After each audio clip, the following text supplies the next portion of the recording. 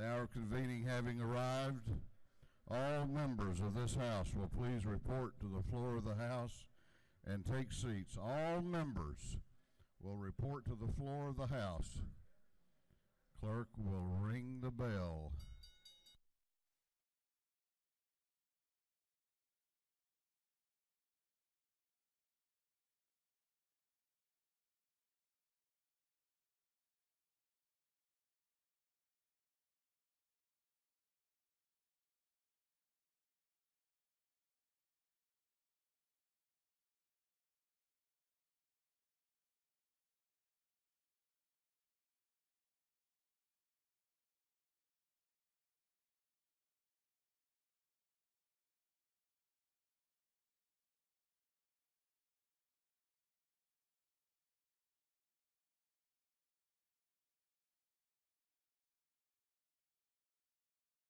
All members will report to the floor of the House.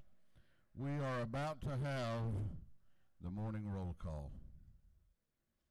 We are about to have the morning roll call. All members present will please vote green to signify their presence in the chamber, and the clerk will unlock the machines.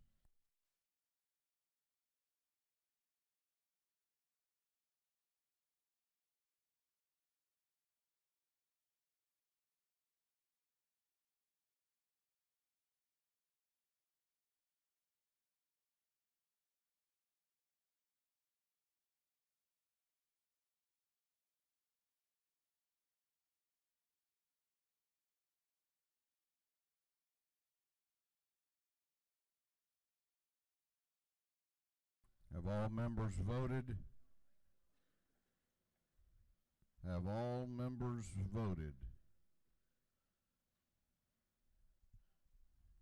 I think we've got some ghosts sitting in seats out there today.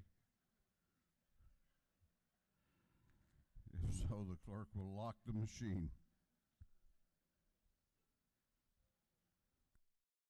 Well, good morning. Doorkeepers will please close the doors and keep them closed. We will begin our day, and we've got a busy day with scripture reading and prayer by the chaplain, after which we will pledge allegiance to the flag of our country. Our chaplain this morning will be introduced by the gentleman from the 156th House District, the chairman of the Banks and Banking Committee in this House, Chairman Greg Morris. Chairman Morris.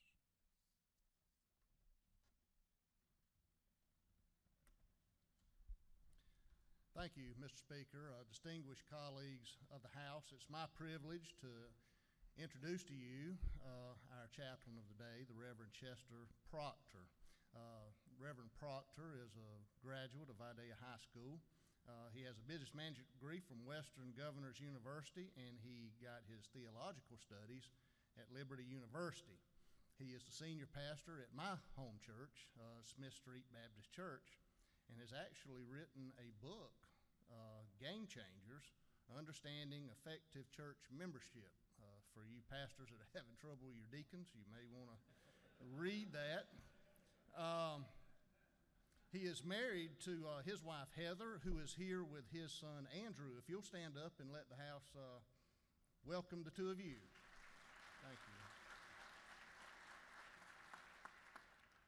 They also have a daughter, Ava Grace, but who's not with us today.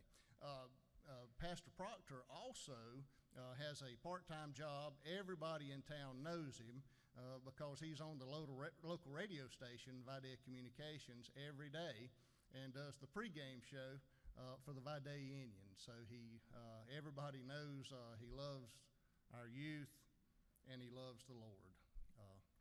Reverend Proctor.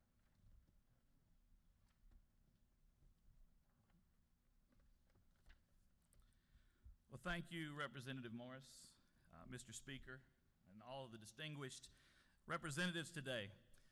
It is a privilege and an honor to be here with you. And on behalf of my wife, Heather, and our 13-year-old Andrew, and our 6-year-old Ava, our family back home, our church family, Smith Street Baptist Church in Vidalia, it truly is one of the highest honors that has been afforded to me in the 10 and a half years of ministry in this great state.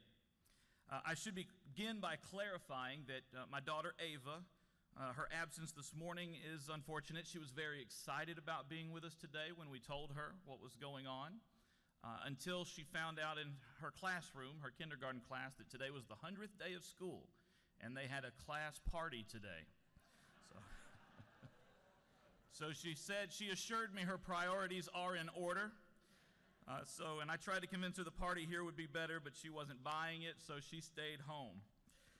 But we are so thankful. I also I don't get nervous often when I speak before crowds, especially having almost 20 years on radio.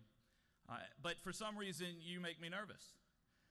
My wife and I were talking about it last night, and she said, well, you just should remember the old advice to picture them naked. I was going to do that until I got up here, but I've decided it's not a good idea.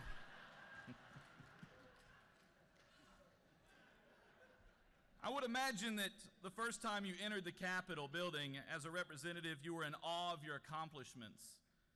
If so, I would like for you to go back to that moment with me, if you would, this morning. Back to a time where you were vulnerable and everyone knew it. I want you to go back to a place of total humility and stand in awe of all of the accomplishments and the idea that one day your name will, from that day forward, go down in history as a representative of the greatest state in the Union. The feeling of wonderment and reverence, the excitement for all those great leaders that came before you. That's what my family and I are experiencing when we come into the Capitol. It's not the first time we've been here, but it's the most special time that we've come. So go back to that feeling, that beginning, and think about this. Think about how amazing it is to be a representative of your district, of the people who put you here. Now, I'm not saying this to make you think more highly of yourselves than you should, but I want you to go back to that moment that we don't talk about after a while, but we all experience, that moment of humility. You already know that your leaders, and some of you will go down in history as the greatest leaders in the state. You might even go down in history as some of the greatest leaders in the nation. But I'm convinced that the difference between powerful leaders like Adolf Hitler and respected leaders like President Lincoln is the lens in which we view leadership.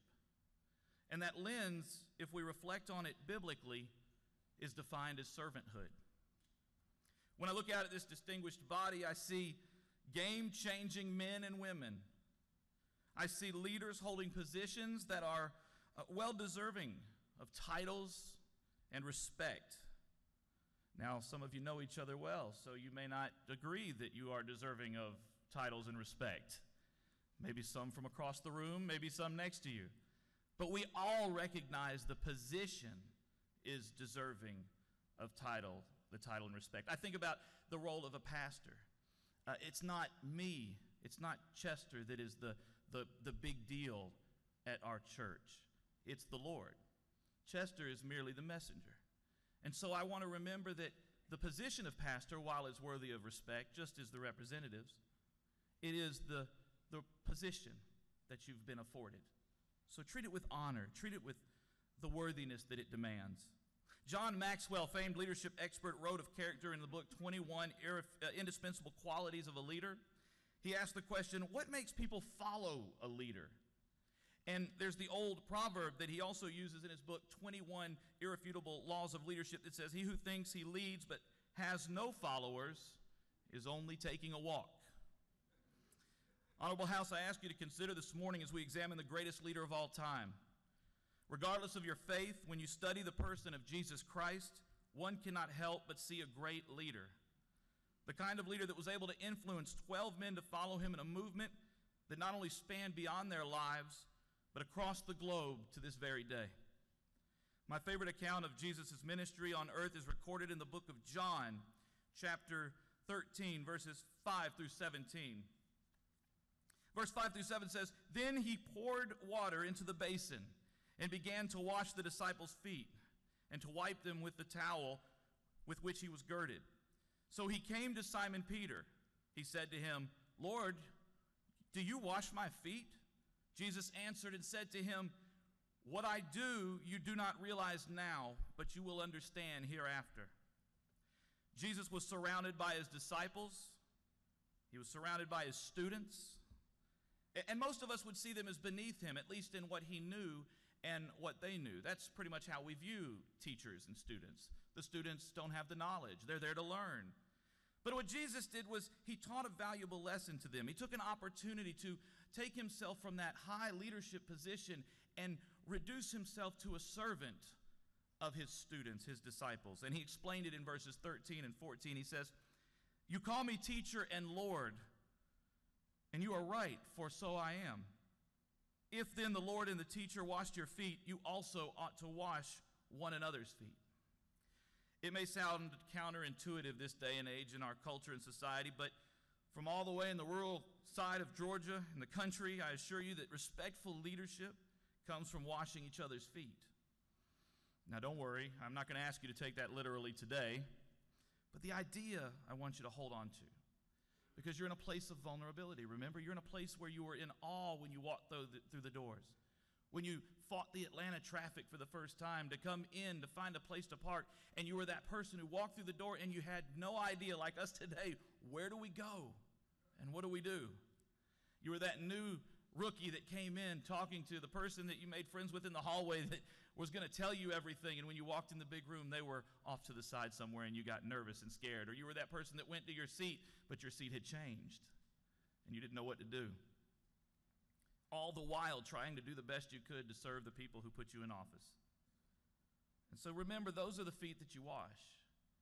And just like I wash the feet of the congregation and the believers and those who gather and those who don't believe but show up, I ask you to continue washing the feet of the citizens of Georgia, as you've been doing so well, and we're so appreciative and thankful for. As you continue to lead our state in these hallowed halls, it's my prayer that you will remember this today, the example of the greatest leader of all time, the Lord Jesus Christ, and that the citizens, all the rest of us, will follow you not because you ask us to and not because you demand it, but because your integrity, your character, and your life that you live here in Atlanta and in your districts is a life we want to follow. You're not just taking a walk, representatives, you're leading a nation, right here from the great state of Georgia, the best state in the Union. Will you join me in prayer, please? Our gracious Heavenly Father, I thank you for this opportunity to lead these amazing leaders in prayer. I thank you for their leadership and the desire to make this state even better than it is. I thank you for your grace and your blessings that you have poured out over the state of Georgia and her citizens. From our governor to the newest born child, I count it a blessing, Father, for us to all be Georgians. And I pray this governing body is rested, prepared, and ready to make decisions with sound judgment and wisdom. In your divine sovereignty, may you bless the 2018 legislative session such that truth and justice will prevail, all the while keeping all of the leaders, whether of the government, rural churches, or anywhere in between, humble and trusting in your guidance and wisdom. In the name of Jesus Christ, Lord and Savior, we pray. Amen. Will you join me for the Pledge of Allegiance? I pledge allegiance to the flag of the United States of America and to the republic for which it stands, one nation, under God, indivisible, with liberty and justice for all.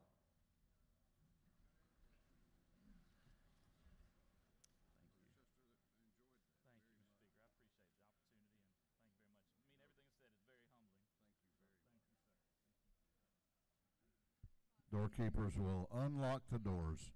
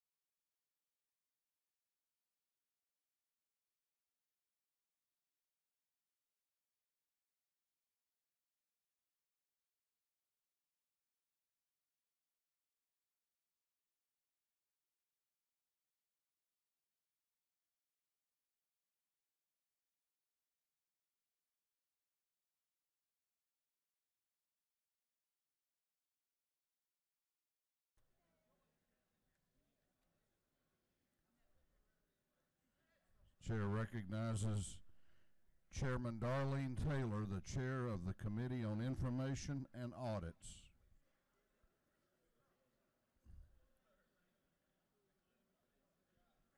From the previous legislative day and found them to be correct. Chairman Taylor, the Chair of the Committee on Information and Audits, reports that the journal of the previous legislative day has been read and found to be correct. Is there any objection to the confirmation of the journal? The chair hears none and the journal is confirmed. The clerk will read the resolution establishing the order of business for the day. Mr. Burns, 159th, moves the following be established as the order of business during the first part of the period. Unanimous consents. Introduction of bills and resolutions. First reading and reference of House bills and resolutions. Second reading of bills and resolutions. Report of standing committees. First reading and reference of Senate bills and resolutions. Morning orders.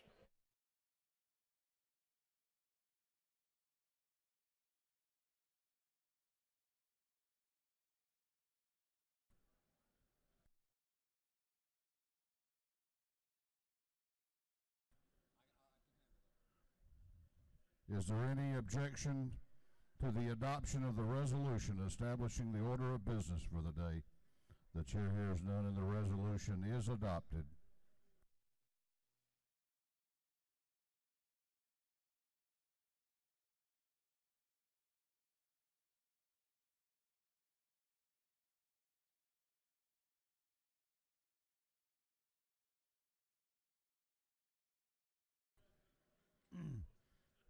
First reading of bills and resolutions. The clerk will read. House Bill 733 by Representative Alexander the 66th, Cooper the 43rd, Dempsey the 13th, Silcox the 52nd, Hatcher the 150th, and others. Bill being titled an act to amend Chapter 34, Title 31 of the Official Code of Georgia annotated relating to medical professionals. Health and Human Services. House Bill 734 by Representative Smith, the 134th, Lumsden the 12th, Taylor the 173rd, and Caldwell the 131st. Bill be titled an act to amend Title 33, the Official Code of Georgia annotated relating to insurance. Insurance. House Bill 735 by Representative Bentley, the 139th, Powell the 171st, Jackson the 128th, Dickey the 140th, Tanner the 9th, and others. Bill be titled an act to amend Article 2, Chapter 7, Title 48 of the Official Code of Georgia annotated relating to the imposition rate and computation of and exemptions from state income taxes. Ways and Means. House Bill 736 by Representative Williams of the 145th, Harrell of the 106th, Holcomb of the 81st, Buckner of the 137th, Belton of the 112th. Bill being titled an act to amend Article 13 of Chapter 2 of Title 26, the Official Code of Georgia annotated relating to food service establishments. Regulated Industries. House Bill 737 by Representative Cox, the 108th, Hitchens, the 161st, Petrie, the 166th, and Powell, the 32nd. Bill being titled an act to amend Chapter 1 and Title 35 of the Official Code of Georgia annotated relating to general provisions relative to the law enforcement officers and agencies. Public Safety and Homeland Security. House Bill 738 by Representative Oliver, the 82nd, Willard of the 51st. Bill being titled an act to amend Article 1 of Chapter 5 of Title 53 of the Official Code of Georgia annotated relating to general provisions for probate. Judiciary. House Bill 739 by Representative Williams, the 168th, Belton, the 112th, Stevens, the 164th, and Hitchens, the 161st. Bill being titled an act to amend Subpart 1 of Part 6 of Article 6 of Chapter 2 of Title 20 of the Official Code of Georgia annotated relating to the employment of certified professional personnel. Education. House Bill 740 by Representative Nixon, the 69th, Howard of the 124th, Dempsey the 13th, Chandler of the 105th, Trammell the 132nd, and others. Bill being titled an act to amend Subpart 1A of Part 2 of Article 6 of Chapter 2 of Title 20 of the Official Code of Georgia annotated relating to the improved student learning environment. Education. House Bill 741 by Representative Corbett of the 174th, Powell of the 171st, LaRicchia of the 169th, and Watson of the 172nd. Bill being titled an act to amend Article 1 of Chapter 5 of Title 48 of the Official Code of Georgia annotated relating to general provisions regarding ad valorem taxation of property. Ways and Means. House Bill 742 by Representative Gertler of the 8th, Peasole of the 133rd, Smith of the 41st, McGowan of the 138th, Stover of the 71st, and others. Bill being titled an act to amend Chapter 19 to Title 31, Official Code of Georgia annotated relating to control of rabies. Agriculture and Consumer Affairs. House Bill 743 by Representatives Clark of the 98th, Chandler, 105th, Glanton of the 75th, Cooper of the 43rd, and Peak of the 141st. Bill being entitled an act to amend Part 15 of Article 6 of Chapter 2 of Title 20 of the Official Code of Georgia, annotated relating to miscellaneous provisions under the Quality Basic Education Act. Education. House Bill 744 by Representative Shannon of the 84th, Gravely of the 67th, Bodie of the 62nd, Wilkerson of the 38th, and Setzler of the 35th. Bill being entitled an act to amend Code Section 15-12-1.1 of the Official Code of Georgia, annotated relating to the exemption from jury duty. Judiciary.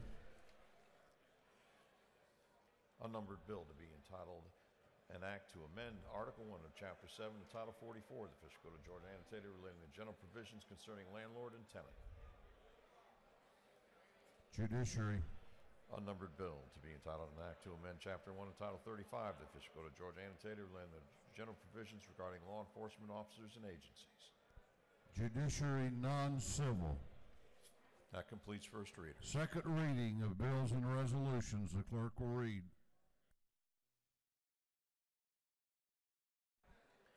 House Bill 725 by Representative Cox of the 108th, a bill relating to voting by members. House Bill 726 by Representative Jones of the 47th, a bill to provide for a new homestead exemption from Fulton County School District ad valorem taxes. House Bill 727 by Representative Coomer of the 14th, a bill to authorize Bartow County to exercise all redevelopment and other powers under the Redevelopment Powers Law. House Bill 728 by Representative Coleman of the 97th, a bill to amend an act relating to education and to revenue and taxation, authorizing the Public Education Innovation Fund Foundation to receive private donations to be used for grants to public schools and providing an income tax credit for qualified education donations. House Bill 729 by Representative Harrell of the 106th, a bill relating to general provisions regarding ad valorem taxation of property. House Bill 730 by Representative Hawkins of the 27th, a bill to amend an act incorporating the town of Claremont. House Bill 731 by Representative Buckner of the 137th, a bill relating to sales and use taxes. House Bill 732 by Representative Silcox of the 52nd, a bill relating to trafficking of persons for labor or sexual servitude. Senate Bill 194 by Senator Stone of the 23rd, a bill relating to garnishment proceedings. Senate Bill 304 by Senator Albers of the 56th, a bill to provide for a homestead exemption from City of Johns Creek ad valorem taxes for municipal purposes, through second readers.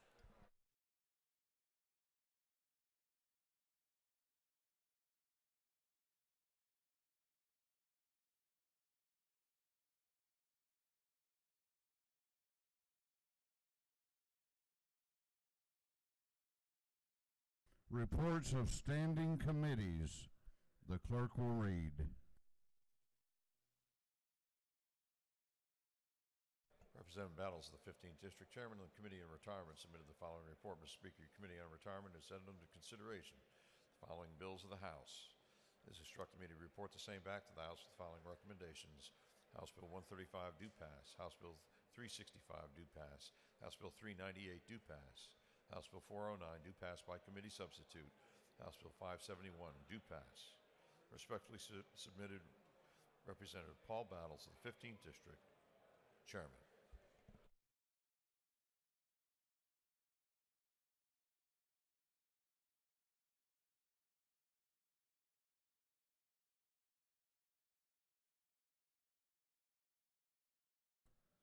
We are about to go on to morning orders. We are about to go on to morning orders. This House will be in order. If you signed up for a morning order and you're not here when you're recognized, then we're going to defer you until Saturday. Chair recognizes Representative Peak for a morning order. Representative Peak. Chair recognizes Representative Elam for a morning order.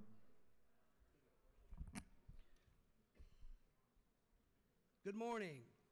Thank you, Mr. Speaker, for honoring me and our group and recognizing from the floor of the People's House a very important group of citizens from my hometown, Albany, Georgia. I apologize for my hoarse voice. I have a slight cold. Please bear with me. Mr. Kenneth Florence, the Albany Community Builders, would you all please stand? Mary Young Cummings was a very important representative. Give me a second, and I hope you all would definitely applaud them after of it. Mayor Young Cummings was a very important representative that served our town, Albany, here in the chamber. We're proud of her and her services to this, and this group of citizens has formed a group in her honor, the Albany Community Builders. They have chosen to continue Mayor Young Cummings' legacy by forming this organization to be proactive, do good things for our community, and keep our citizens informed.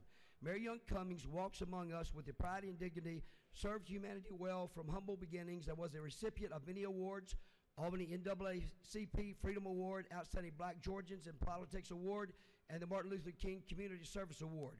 This group of citizens, the Albany Community Builders, are continuing to honor Mayor Young Cummings with their work. The Albany Community Builders, each year they have an organizational Christmas party, and they invite Miss Linda and myself, and we've always looked forward to that invite.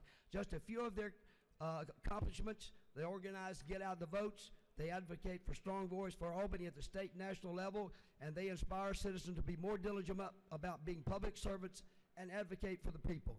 Please stand with me and recognize this group, the Albany Community Builders from Albany, Georgia.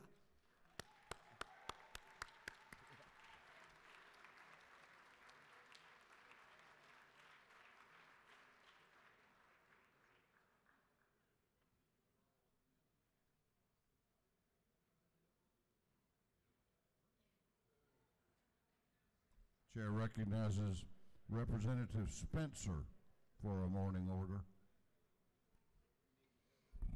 Well, good morning. Representative Jason Shaw and myself and Representative John Corbett and Representative Chad Nimmer want to recognize the Center Elementary School to your right here. Will you please stand? And they have rescheduled this trip about twice because of the weather here in Atlanta and snow in Waycross, Georgia. So they are finally here to tour their capital today.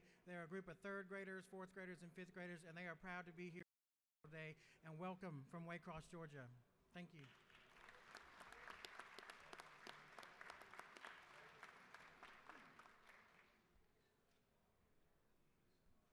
Chair recognizes Representative Frazier for a morning order.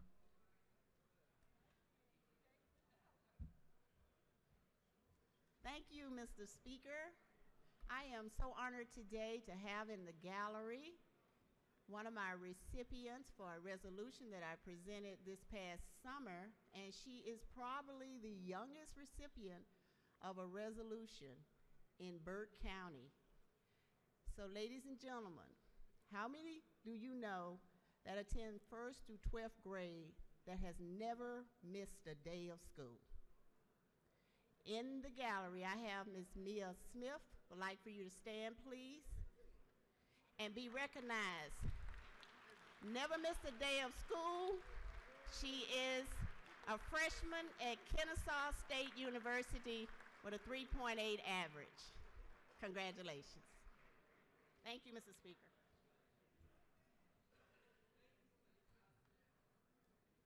Chair recognizes Chairman Coleman for a morning order.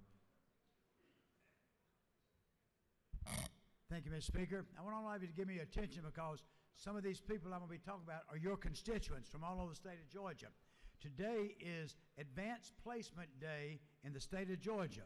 Advanced placement courses, ladies and gentlemen, are those courses that your high school students take, and they make a score of 3 or better. They get high school credit, plus they get college credit.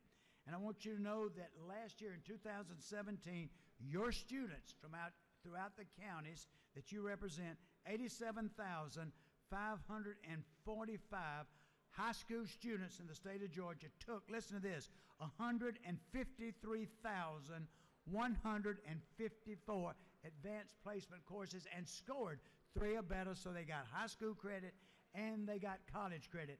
That's our thrust, ladies and gentlemen, trying to help students get that credit, get out of school, and help Georgia to have a better workforce. So let's welcome and give a big welcome to the advanced placement students and faculty members of College Board in the gallery. Please stand up where we can welcome all of y'all. We're proud of you.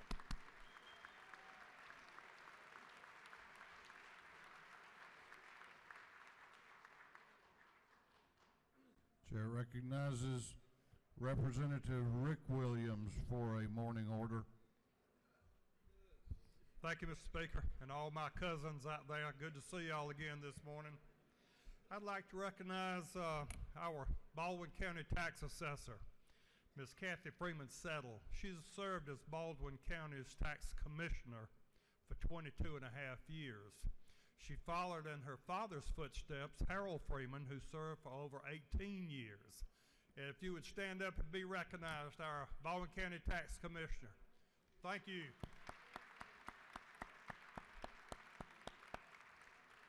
I'd just like to also mention, if you notice young men and a lady walking around with a uniform on, they're pages from the Youth Challenge Academy, and they're from Milledgeville, and I am so proud of them, and please congratulate them as you see them walking around in the uniforms and serving as pages today.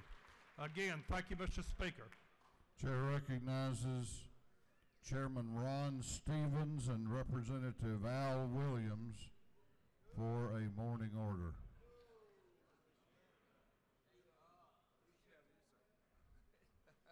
This ought to be good. Thank you, Mr. Speaker. We're really up here because we're usually not here when it's your birthday, so we were going to sing to you. But listen, this morning, Representative Stevens and I have the distinct honor of honoring someone who's very special to Liberty County. We have probably one of the most efficient clerk's offices, clerk of Superior Court offices in Georgia, and we have with us the clerk of Superior Court of Liberty County, whose father happens to be one of my dearest friends, retired First Sergeant Ralph Dixon. But please help me welcome the clerk of Superior Court of Liberty County, Ms. Linda Thompson. Linda.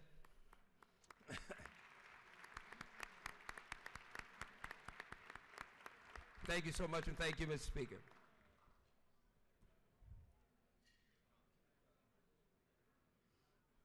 Chair recognizes Chairman Green for a morning order.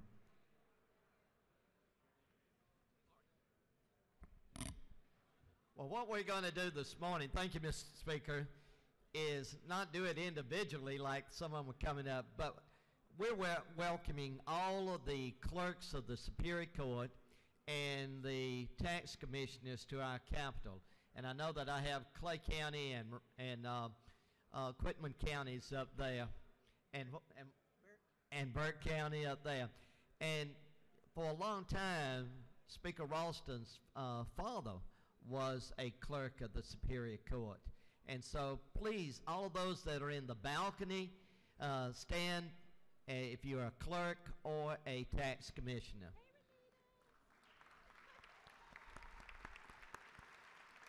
Thank you, Mr. Speaker. Chair recognizes Representative Ridley for a morning order. Good morning. Thank you, Mr. Speaker. I would like y'all to join me to welcome some people from further away than me.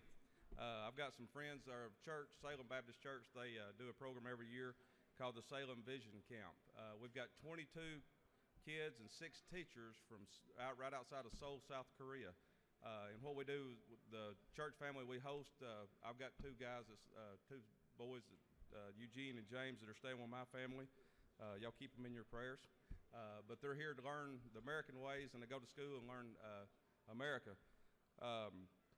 Greatest thing is about James Eugene, I had to convince them that I was not Buddha. Apparently they don't have fat, bald people over in South Korea. So, but if y'all would join me to welcome them. If y'all please stand.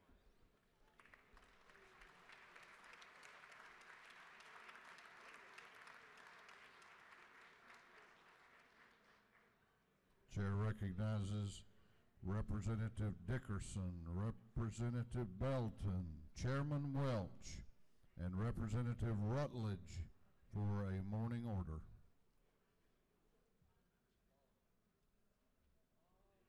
Thank you, Mr. Speaker, and good morning, colleagues. This morning, we would like to welcome Leadership Newton, who's here today to visit their house. If you all would please recognize them, they are standing and sitting over here in our gallery. Leadership Newton. From Newton County, Georgia. Hollywood of the South. That's right. I'd also like to briefly point out this piece of paper I put on everybody's desk. It's actually a trade magazine from Hollywood, California, talking about Covington, Georgia, the Hollywood of the South, and it's also talking about the 1,000,000 square foot studio we're putting in Covington right now. It's 1,000,000 square foot. It's going to be the largest movie studio on the planet. Thank you very much. Chair recognizes Representative Jeff Jones for a morning order. Thank you, Mr. Speaker. And I know the groups have been recognized generally this morning, but we all agree here that our constituents, whoever they are the best constituents in the state of Georgia. So I want to take this opportunity to introduce Sherry McFan Long, who's in the gallery this morning.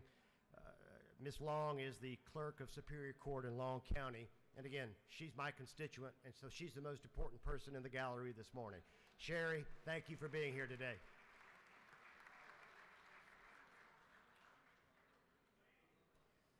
Chair recognizes Representative Coach Williams for a morning order.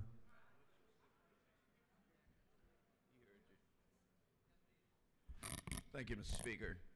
Joining me is Representative Mike Jackson from Sandersville. We would like to recognize the people from the HBCU schools. They're up in the gallery: Albany State University, Savannah State University, and Folk Valley State University. You should have invited me. They are. I'm married to a wildcat from Folk Valley. Anyway, we have with us also in the gallery, I know that many of the tax commission have been recognized, but the tax commissioner from DeKalb County is up in the gallery. That is Irvin Johnson. Where are you? Personal friend. No, it's a he, Mr. Williams. Thank you, Mr. Speaker. I yield the will. Chair recognizes Chairman Shaw, Representative Corbett, and Representative Sharper for a morning order. Thank you, Mr. Speaker. Actually, the gallery was full, but the Lowndes Y Lead 8th grade group is up here. There's 58 of them with their director, Ashley Kinney. But if you see them, they're wearing white. Say hello to the Lowndes Y Lead group. Thank you, Mr. Speaker. They went to CLOB already. Okay. Chair recognizes Representative Kirby for a morning order. Thank you, Mr. Speaker. I'd like to have the Youth Advocacy Board from Walton County stand and be recognized and their leaders. We are delighted these high school students from all the high schools in Walton County are with us here today. I'd like to ask y'all to help me welcome them to the House. Thank you.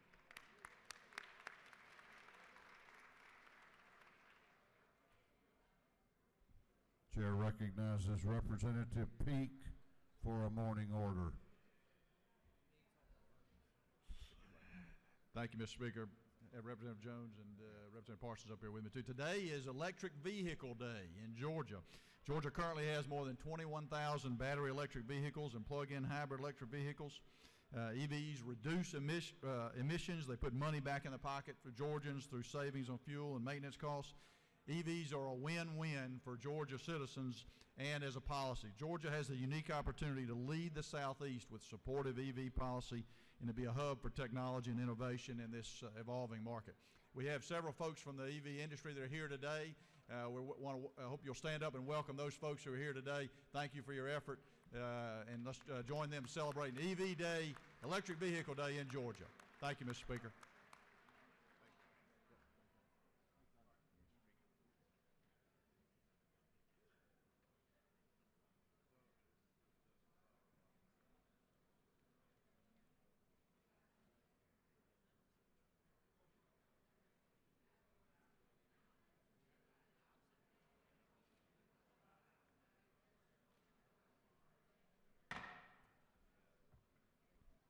This House will be in order.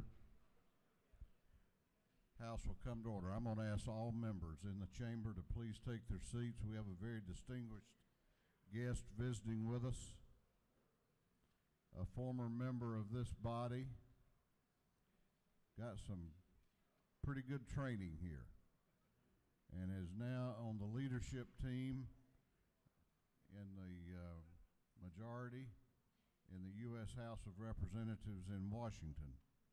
I've asked him to take an hour or two and help us understand what's going on in Washington, D.C.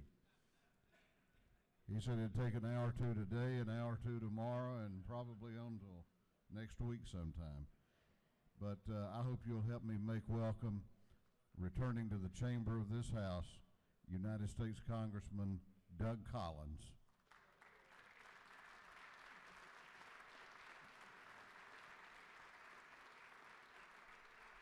Well,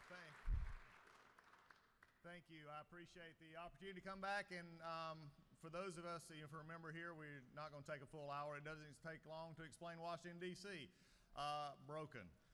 It's really something, though, that we're working on. And I think in the time going, one of the things that we're hoping for is we're going to emulate what y'all are doing here in Georgia. And that's making this place a better place for not only people to find jobs, to have jobs, and to grow in an economy that is beginning to turn around.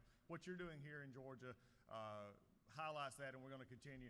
But also seeing my friend Joe Girard here today. And the emphasis, one of the things that we're emphasizing right now is, ladies and gentlemen, if you have any more room in your prayer time, I will say this: pray for our country and pray for our troops and pray for our military. Is right now that there is a lot of struggle going on all over the world, and that's what we're working on.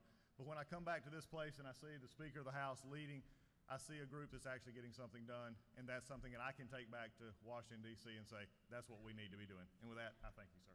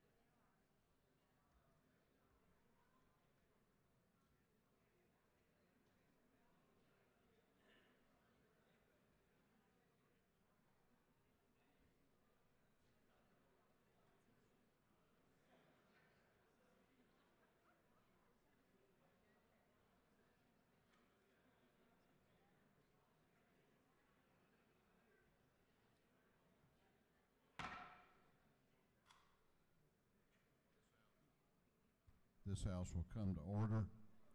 we are about to recognize some very special and distinguished Georgians.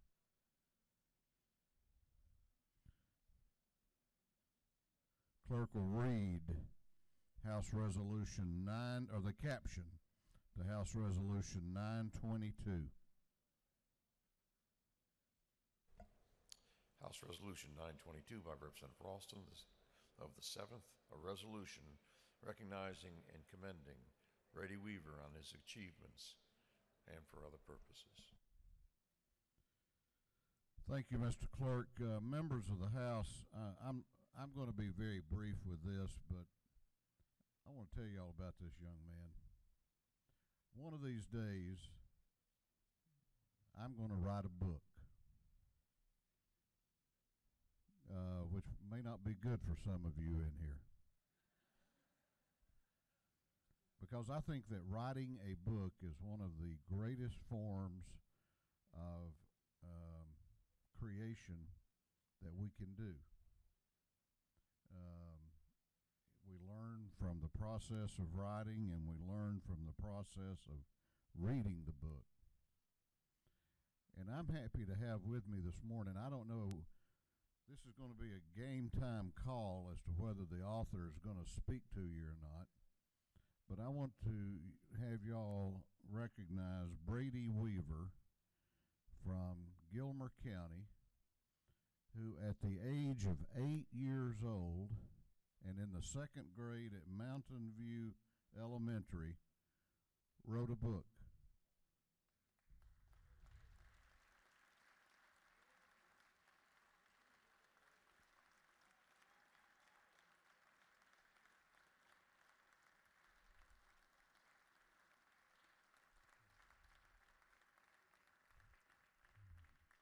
The name of the book is If Animals Could Talk, What Would They Say to Me?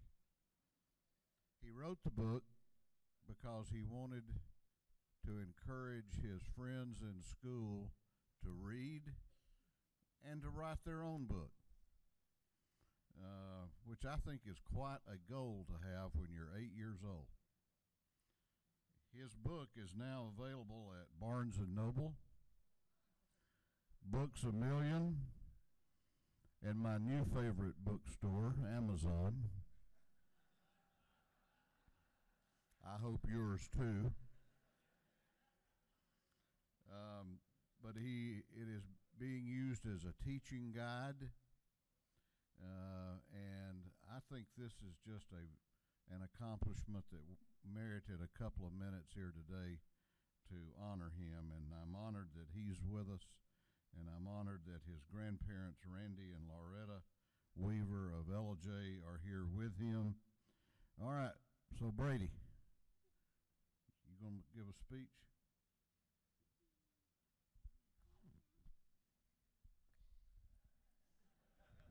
Okay. Thank you for the book and on it. And now I am 9 years old. Now I'm 9 years old. But when I wrote the book, I was 8.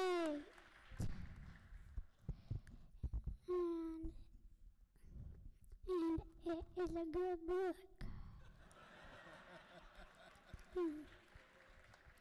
And thank you, and please buy it.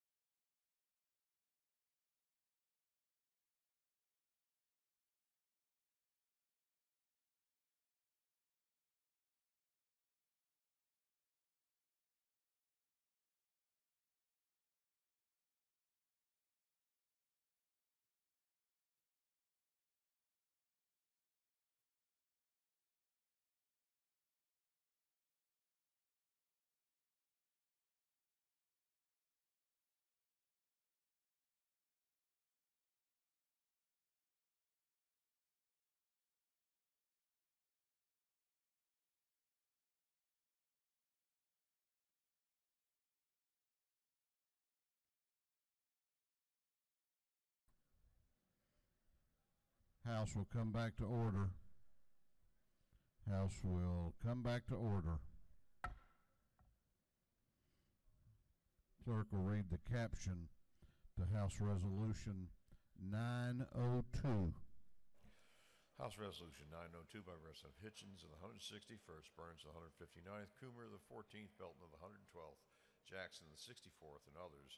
A resolution recognizing January 25th, 2018 as National Guard Day at the Capitol and for other purposes. Chair recognizes Chairman Hitchens for an invite resolution. Thank you very much, Mr. Speaker. That's certainly a hard act to follow. I can't even remember when I was 9 years old. So. But I'm here today, as ought to be obvious to everybody, that today is National Guard Day at the Georgia State Capitol. I'm sure you've seen our people in uniform downstairs in the gallery and all around. The National Guard is today's citizen soldiers. They're our modern-day Minutemen. They live and work in our communities. They are neighbors. They send their kids to our schools, and they go to our churches. But they always stand ready to get the call to protect our nation. I've never been in the Guard, and I've always served in the federal service, both on active duty and in the reserves. But having worked in the Department of Public Safety, been the Commissioner of Public Safety, the first Homeland Security Director in Georgia, and had responsibility for GEMA, I've worked with them extensively during my 43 tenure in state government. They have always been there in our state when we've been hit by tornadoes, hurricanes, floods, and ice storms. They have the capability to bring specialty equipment to bear that no one else in the state possesses. During the G8 at Sea Island, Brunswick, and Savannah, we utilized over 5,000 Georgia National Guardsmen for security for the 25 heads of state from around the world that attended. And in today's Department of Defense, our National Guard finds itself in the forefront of the military with an operational tempo for them that probably exceeds any period since World War II. Georgia National Guardsmen are routinely deployed to Iraq and Afghanistan. I hear talk of patriotism around this Capitol all the time, and it's certainly not up to me to determine who's a patriot, who isn't. But I can tell you, these young men and women that serve in the National Guard are patriots. In the balcony, there's some members of the Guard, and I'd like to ask them to stand and be recognized.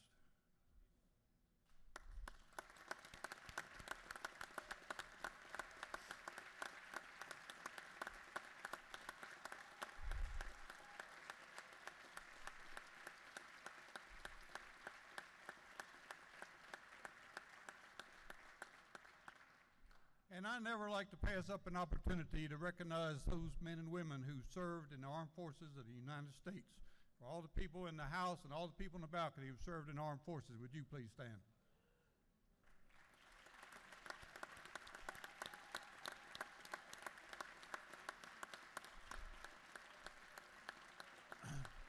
Thank all of you for your service. Now, I have a few people, senior members of the Guard, up here on the podium with me, and I'd like to introduce them. First is Major General Jesse Simmons, the Assistant Adjutant General for the Air National Guard.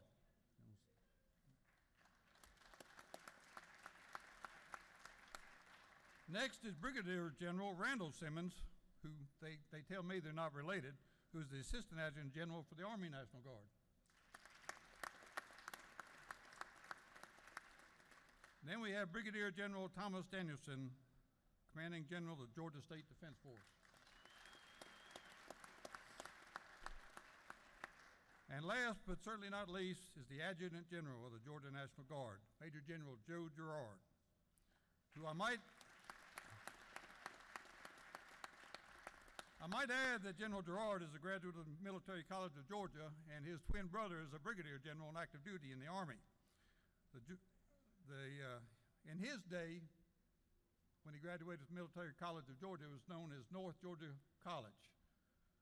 It is the #1 college and university in this country for production of general officers in the U.S. Army, with the exception of West Point, which is quite an accomplishment. And I also know that it produced at least one Speaker of the House of Representatives. So, if you could right now, please join me in welcoming Major General Girard to the podium. Thank you very much. Oh, thank you. Thank you very much. Thank you. Thank you very much, Mr. Speaker, Mr. Chairman. Thanks again for having us today and celebrating the National Guard in the state of Georgia.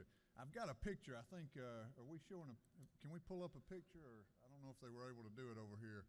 There it is. So I want to quickly explain the significance of this picture. First of all, that's a C-130, one of your C-130s from Savannah, and you can tell it's hard to make it out, but on the tail of that's a Savannah is written in the Georgia flag there on the tail of that aircraft. But the person at the podium is the vice president, and that picture was taken in Tbilisi, Georgia, the country of Georgia, about 50 miles from the Russian border. And so we were over there with our Army and Air Guard, some of our equipment, this past summer, participating in the exercise Noble Partner. And so that's some of the strategic value of your National Guard and the message that we're taking around the world. So with that, I'll start by saying that your National Guard is in great shape and continues to maintain a high state of readiness. We have to, because our military leadership requires it, as the world is only getting more dangerous and complicated. Your Air Guard is as busy as ever. The J-Stars unit in Warner Robins has been constantly deployed since 9/11, supporting the warfight.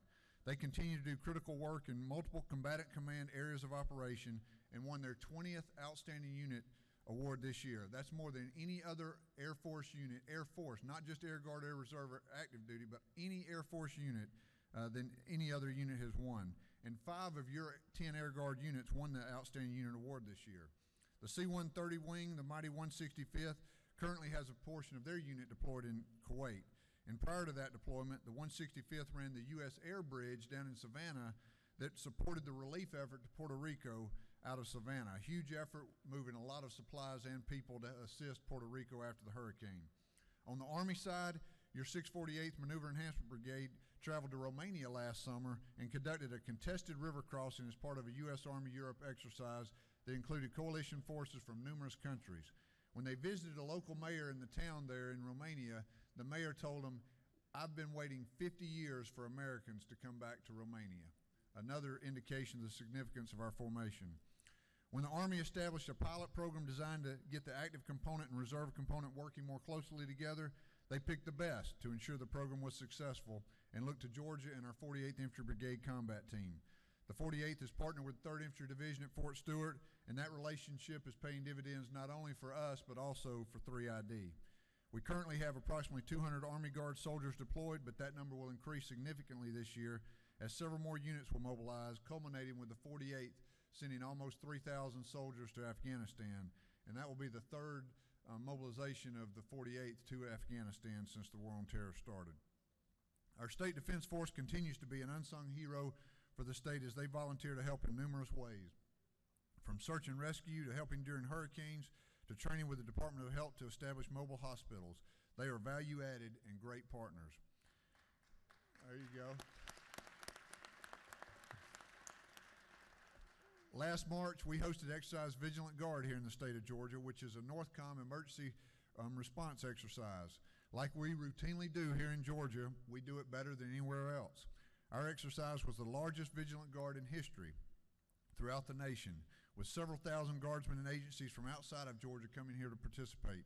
GEMA was obviously critical to the success of that exercise, but we also had Department of Public Safety, Public Health, and DNR, just to name a few others, as we improved our response capabilities here in the state of Georgia.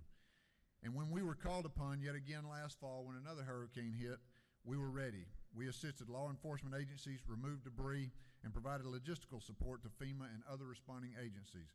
Your guardsmen truly enjoy helping their neighbors during emergencies, and we will always be ready. I would be remiss if I did not mention that our business model would not work if it weren't for the support of our employers. So I want to thank them publicly. Anyone that hires a guardsman, we very much appreciate it. And your support through education benefits, specifically House Bill 700, will help us recruit and retain quality airmen and soldiers. We're very proud of our Youth Challenge Academy program. We're graduating approximately 1,100 students a year through that program and giving some of our underprivileged youth a second chance to become productive citizens. And the Youth Challenge Academy Foundation does a great job supporting those students as well and raising money for their scholarships for those students. And they're hosting a gala tonight at the depot that I think some of you are aware of. And finally, we must thank our family members. They serve alongside us as well, and we would not be as strong as we were if it were not for them. Thank you again. Please know your Department of Defense is always ready. Thank you very much. Thank you.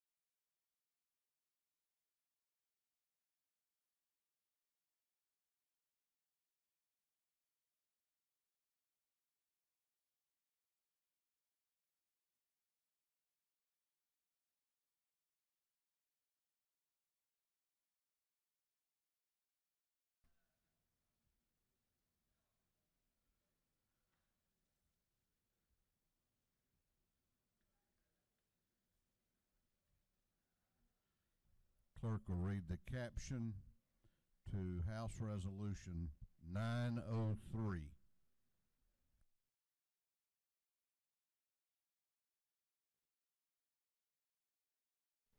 House Resolution 903 by Representative Cooper, the 43rd, Dollar, the 45th, Reeves, the 34th, Setzler, the 35th, and Meadows, the 5th.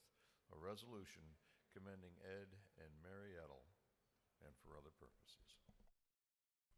The chair recognizes the chair of the Health and Human Services Committee, Chairman Cooper, for an invite resolution.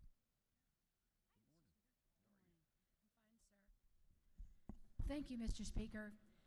It's fitting that we come right after our military presentation because we have two very special people from East Cobb. As some of you know, I'm a Texan by birth, but I am very proud to be a Georgian by marriage. And all over our great state, we have heroes that on their own, under their own starting up projects that help our citizens. From Brady writing a book when he's 8 years old to help other children learn to read, to Mary and Ed Edel, who decided to start in their basement Project Mail Call to send personalized care packages to our soldiers serving overseas, things that they had requested and couldn't get in some of the most remote areas where our military is serving to keep us free. And to date, it's 12 years old. It's been expanded a great deal. As it grew, other volunteers wanted to help, and Mount Bethel Methodist Church in Cobb took it as a special mission. They have now sent out close to 10,000 packages, 126,000 pounds to our military overseas. And they've had 38,000 volunteers come and help them pack that. So today, it is a real honor for me to have Mary and Ed Edel, some of their support group, here for us to honor them. So help me, if you will, give them a warm welcome. Mr. Edel. Thank you, Sharon. Okay. Representative Cooper and Mr. Speaker and members of the House, we appreciate this honor very much because it's not only for us, this honor is for the U.S. military serving overseas. As Sharon said, it's very appropriate that the National Guard was honored this morning because we send these care boxes now to 58 different countries in the world. And these guys over there need our support, they need our love, they need to know that we support them, we care about them, and we really do love them. So this is a great honor. I'd like to introduce our facilitators. Mary and I head up the mission. Our facilitators are Pam Jen, and raise your hand, and Debbie Arnold, and Holly Freeman. They are our facilitators that really do a great job. Yeah, I will. Also here today is our granddaughter, Carolyn. She has also packed care boxes. Carolyn French is a very good box packer. Thank you again very much. We appreciate the honor. Thank you very much. To the edge, she'll take a Thank you picture. for what you do.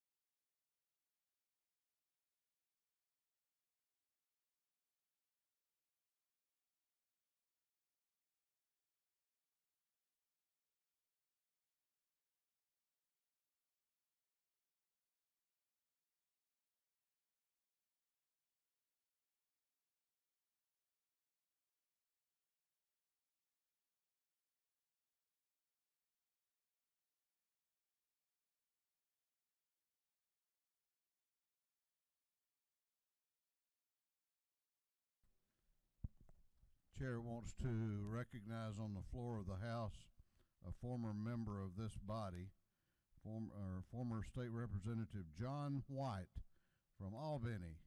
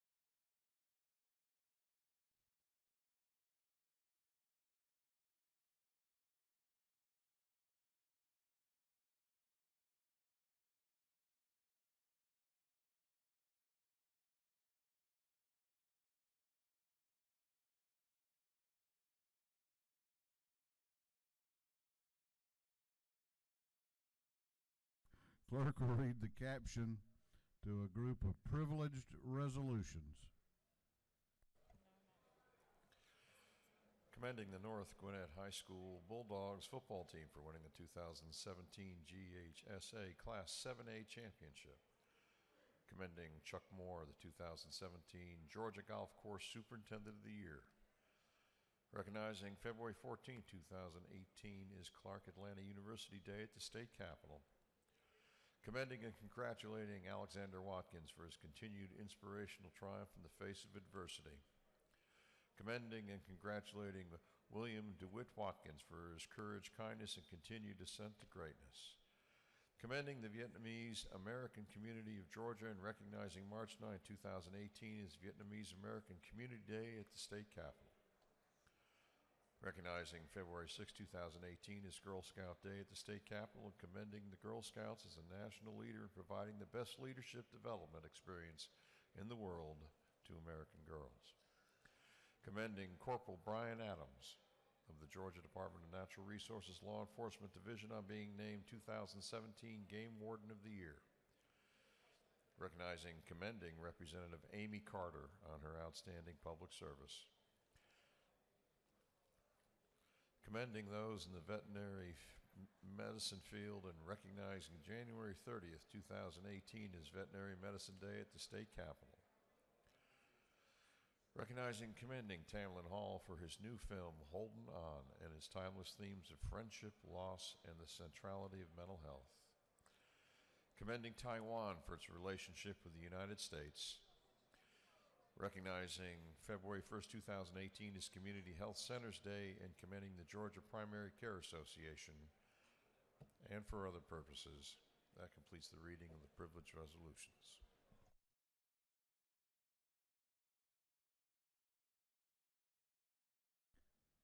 Is there any objection to the adoption of the privilege resolutions? The chair hears none, and the resolutions are adopted.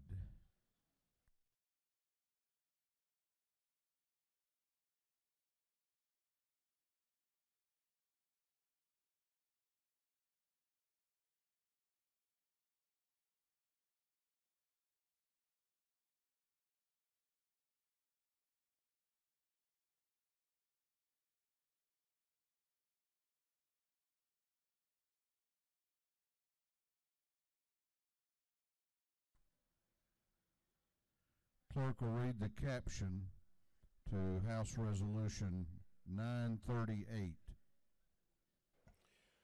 House Resolution 938 by Representative Gilliard of the 162nd. A resolution recognizing January 25th, 2018 as A.E. Beach High School Day at the state capitol and commending former Globetrotters Kevin Thunderbolt Sutton, Tyrone Hollywood Brown, Matthew Showbiz Jackson, and Bruce Sugar Bear Capers on their outstanding community involvement and for other purposes.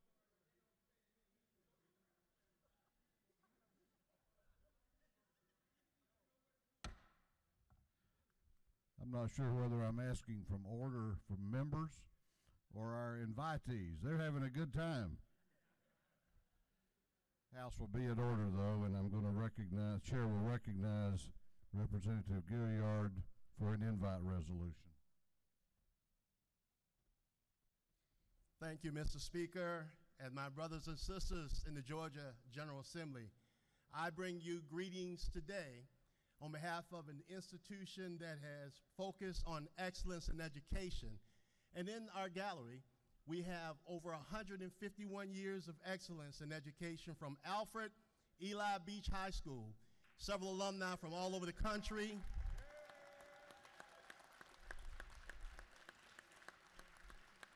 Three particular honorees, Mr. Lawrence Hutchins, former band director, Coach Carl Middleton, and the great Coach Ronald Booker, all in the front row. Would you please give them a People's House welcome?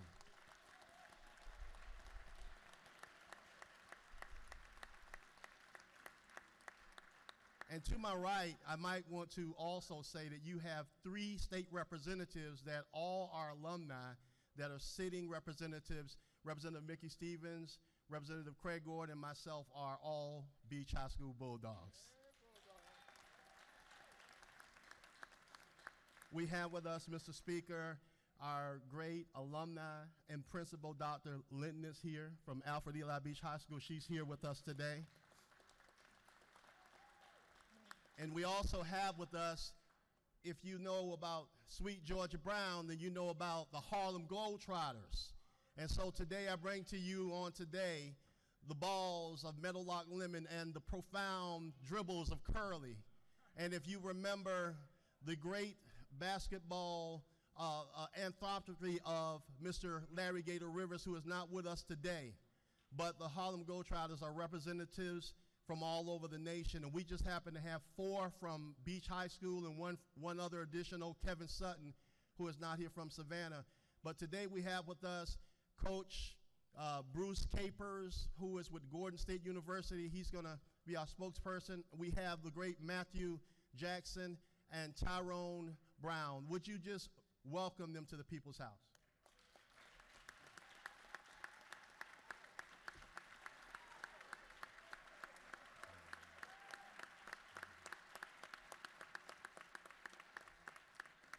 Thank you very much. First, I'd like to thank the Speaker of the House, Mr. Ralston, as well as other members of the House. And I want to thank all our village that's sitting over there in that corner. Everyone you see up there had a major impact in our life. And as we accept the role as ambassadors to goodwill throughout the world, we always had Georgia on our mind. And although we've been all over the world, there's no place we'd rather live than in Georgia. So moving forward, we want to thank you for this special invite, and we want to encourage all to just stay with our kids, continue to encourage them, because only the sky's the limit. And now, for something very special, and I'm sure it's very unique in the house, is I want to ask Tyrone Hollywood Brown to turn Mr. Halston into an honorary Globetrotter member today. How about that?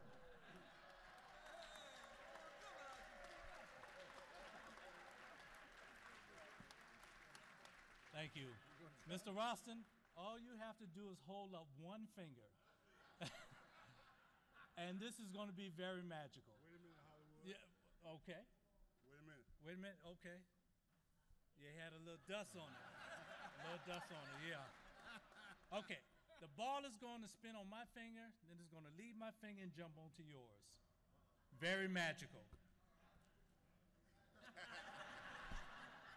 You can do it.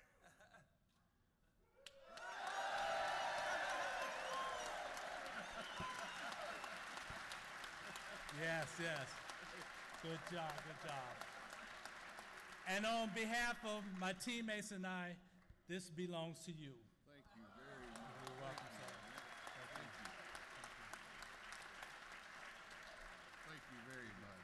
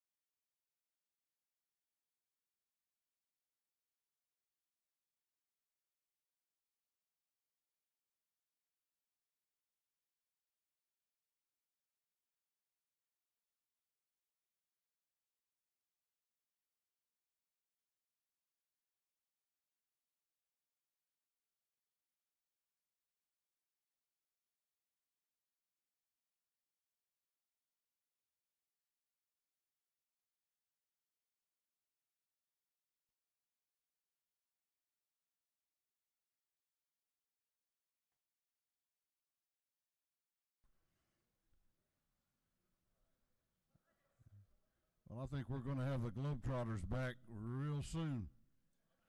That was a great visit. We are getting down to almost to the end of today's business, but we are waiting on the second most important thing that we will take up this session, the first being the budget, and the second being an adjournment resolution.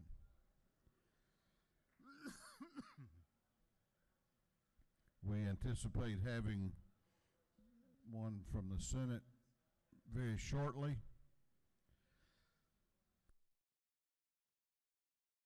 At that time, the majority leader will explain to you what we're going to ask you to approve. In the meantime, we have a couple of birthdays I want to make note of. I made a mistake the other day when I said the most important one we would do was Scotty Long in the clerk's office. He was only the second most important. The most important is Carrie. Carrie Vick in the clerk's office. Happy birthday to you.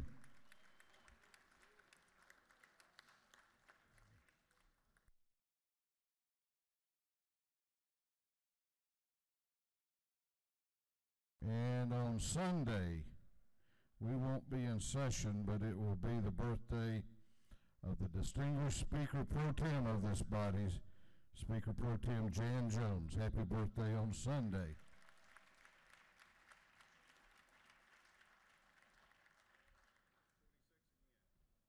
Hey, I'll take it.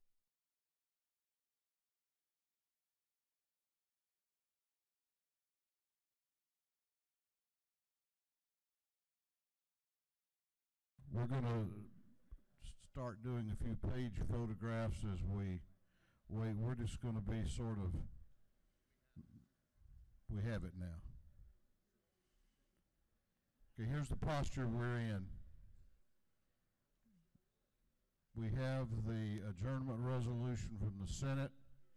Is there any objection to waiving the requirement that everyone have a written copy?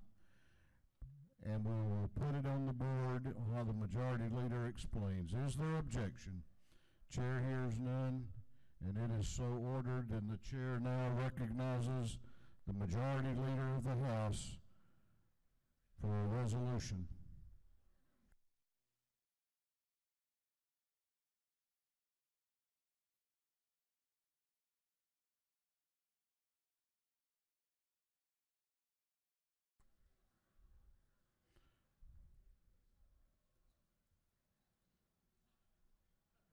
Let me backtrack there. The clerk will read the caption to Senate Resolution 631.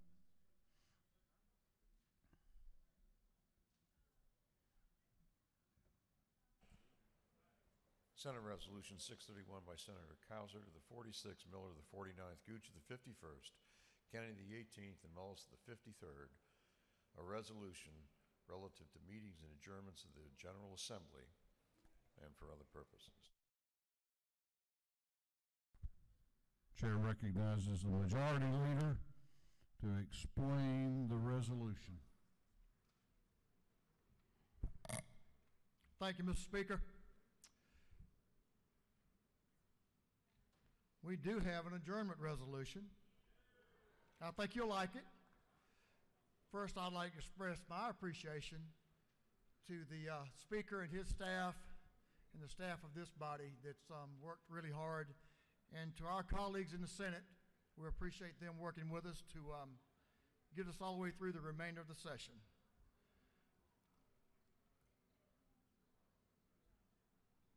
As y'all see, one of the changes that is in the preamble is that in part 1 that says this session will end by 12 o'clock midnight on day 40. So we thought that was an important issue to address. And that day 40, let's start at the important day. Let's start at the end and work our way back, I guess. Will be Thursday, March 29. So we will have completed our work by the end of March. Very respectful. As you look through the resolution and through the schedule, the days we're primarily in Monday through Thursday, as we've begun the session, and we follow that same pattern. As we work our way through the month of February, right into March, then on February the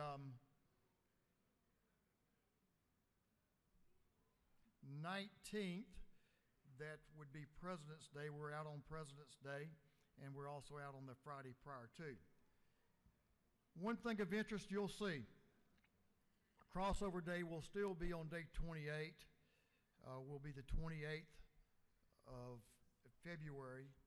But you'll see we have, we built in some work days, but you'll also see that we've also designated those days that we will not be in session, but they will be committee work days.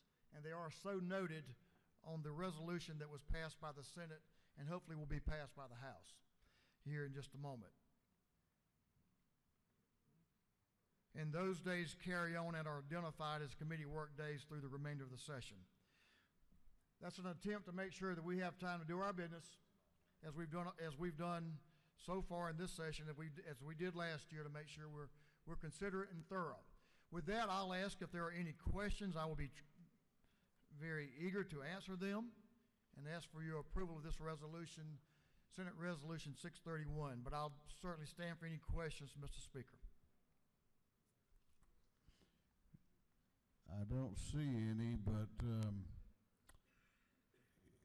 could I ask a question? Absolutely, yes, sir. I so yield. The leader will recall that last session we agreed to a change in accept the Senate's change to the crossover day rule. Is that accurate?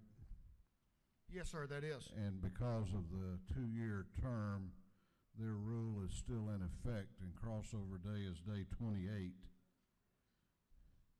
That is correct as well. Yes, sir. And is it not true, though, that we have sought and received assurance from the Senate that in the days immediately following crossover, that we will not see their parking spaces empty while they're back home working, but they will be here taking up House bills in committee? And that is true, Mr. Speaker, and it is so noted in this resolution, and the Senate has agreed to be here working on those days that we're in recess to make sure those are committee work days. Yes, sir, it is so noted, and thank you for your leadership on that subject.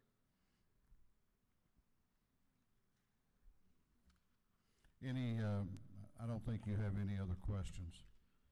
Thank you, Mr. Speaker, and I'd ask this body to approve of Senate Resolution 631. Thank you, sir.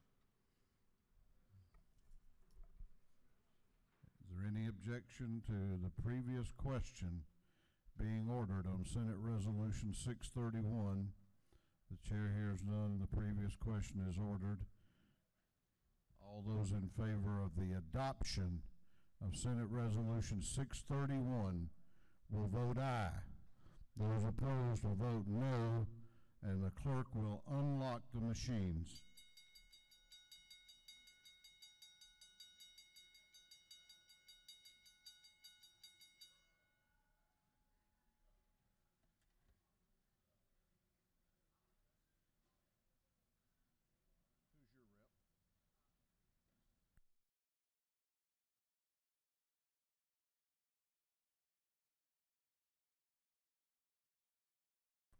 Have all members voted? Have all members voted? If so, the clerk will lock the machines. On the adoption of Senate Resolution 631, the ayes are 149, the nays are 0. This resolution, having received the requisite constitutional majority, is therefore adopted. We have a few announcements. If you have signed up for an announcement, we're going to be doing those now. And if you have a page here today or a group of pages, we're going to be start those photographs during the announcements. Chair recognizes Chairman Ballinger for an announcement. Thank you, Mr. Speaker. Your Juvenile Justice Committee will be meeting today at 1:30 in room 406 in the CLOB. This will be an important presentation. We're going to get an update from DFACS on their strategic plan, and this will be able to enable us to set a policy baseline for juvenile justice as we move forward with several significant policy issues this year in the committee. Thank you for your attendance. Thank you.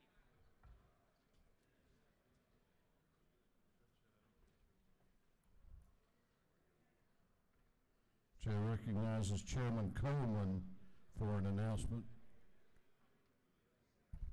Thank you, Mr. Speaker. Just a reminder that at 2 o'clock today in room 606, CLOB will be a joint House and Senate committee meeting. We have 4 very important presentations: the state school superintendent, the chief turnaround officer, some things you really want to see and hear. So all are invited. Thank you.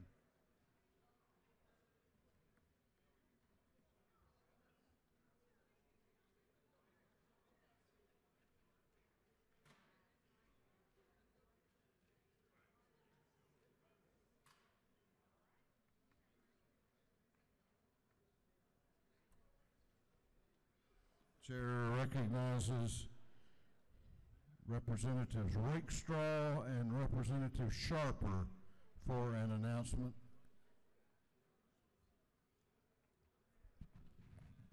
Good morning, colleagues.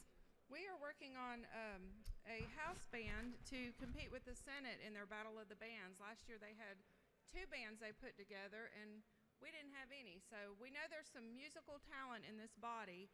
And if you play bass guitar, if you play drums, if you play keyboards and you're interested in being a part of our band, we could use your talent. Or if you play another instrument that you think would add value to a band, it's going to be the Bipartisan House Band. And we'd love to have you join us. So just let me or Dexter know that you're interested and you can play an instrument, and we'd love to have you join us. So, thank you. Yeah, we need dancers too.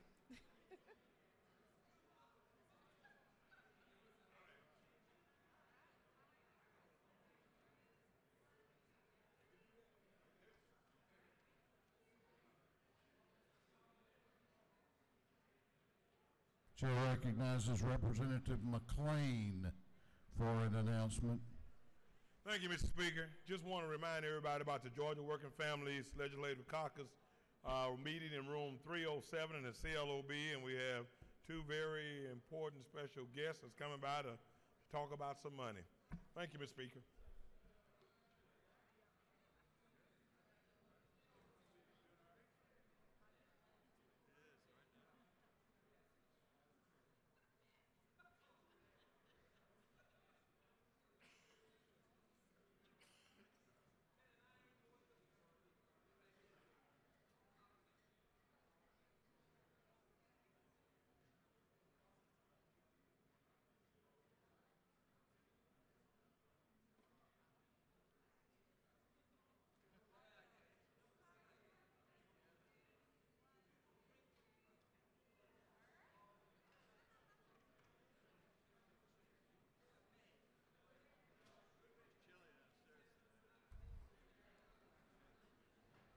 Chair recognizes Chairman Barr for an announcement.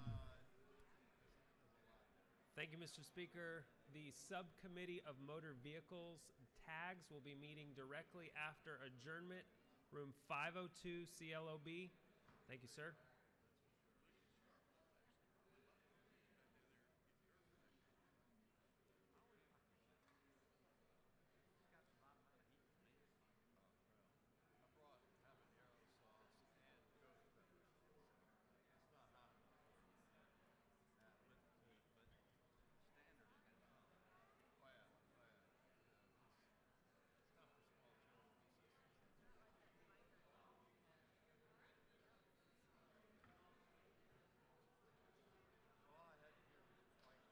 Chair recognizes Representative Gardner for an announcement.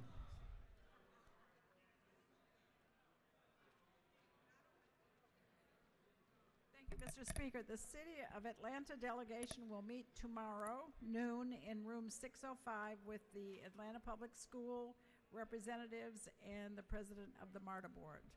Tomorrow in 605.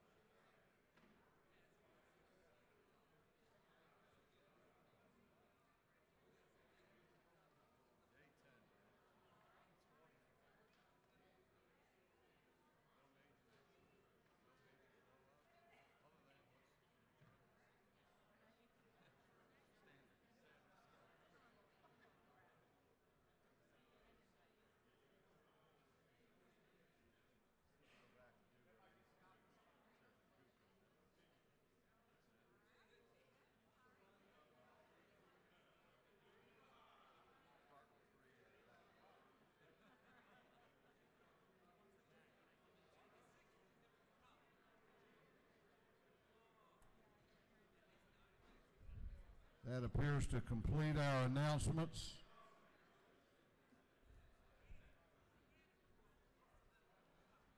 The House has completed its business for the week. Chair recognizes the Majority Leader for a motion. Mr. Speaker, I'd like to move that this House stand adjourned until 10 a.m. Monday, January 29th, 2018. The Majority Leader has moved that this House stand adjourned until Monday, January 29 at 10 o'clock a.m. All those in favor of the motion will vote aye. Those opposed will vote no. The ayes clearly have it, and this House will be adjourned until Monday, January 29 at 10 o'clock a.m.